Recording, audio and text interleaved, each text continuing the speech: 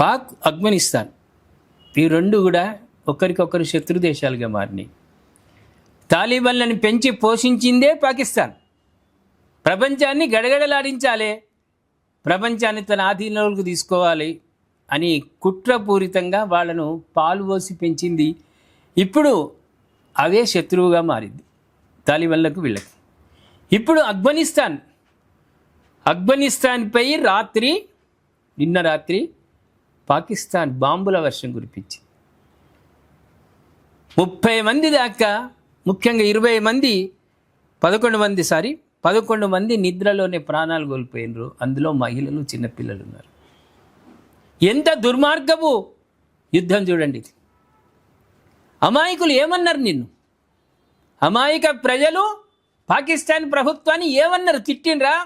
మీ మీద మన్ను పోసినరా? వాళ్ళు ఈ మహిళలు, పిల్లలు పాకిస్తాన్ ప్రధాని మీద, రాష్ట్రపతి మీద మన్ను పోసిర్రా?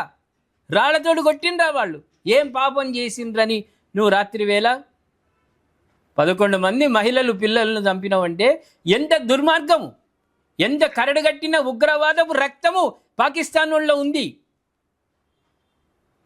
ముఖ్యంగా ఒక చిన్న ఎగ్జాంపుల్ ప్రేక్షకులారా, మనము సింధూర్ 2.0లో యుద్ధం చేద్దామని సర్వం సిద్ధమైన బాంబు బ్లాస్టింగ్లు చేయాలని, అక్కడ ముస్లింలు పాకిస్తాన్లో నమాజ్ చేస్తున్నారు, ఉగ్రవాదులు నమాజ్ చేస్తున్నారని ఆగినమే. ఎంత కనికరం ఉంది. తర్వాత వాళ్ళను హతమార్చినాం. భగవంతుని వేడుకున్నారు, ఇదే లాస్ట్ ప్రార్థన చేసిర్రు, ఆయన వాళ్ళని లేపిన. అంటే ఈ మాత్రం కూడా కనికరం లేకుండా కొట్లాడితే ఆర్మీ కొట్లాడాలి. కానీ ఆఫ్ఘనిస్తాన్లో ఉన్న మహిళలు, పిల్లలు ఏం పాపం చేసిందని వాళ్ళని చంపినావు. నిద్రలో ఉన్న ఉగ్రవాదులను మనం చంపినమే తప్ప ఏ ఒక్క వేరే వ్యక్తి చంపలేదు మనం.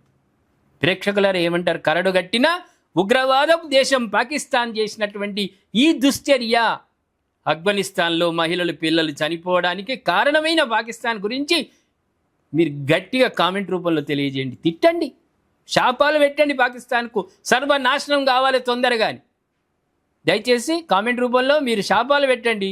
సబ్స్క్రైబ్ చేసుకోండి, షేర్ చేయండి.